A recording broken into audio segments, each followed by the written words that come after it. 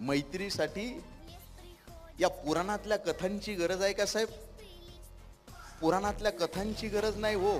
कोरोनाचा काळ जरी बघितला ना, एकमेकाला हात लावत नव्हते लोक. अशा काळात मित्रांच्या आई वडिलांना पाठीवर घेऊन हॉस्पिटलमध्ये ऍडमिट करणारे मित्र या समाजात होते. म्हणून हा कोरोनाचा काळ आपण यशस्वीरित्या पार करू शकलो.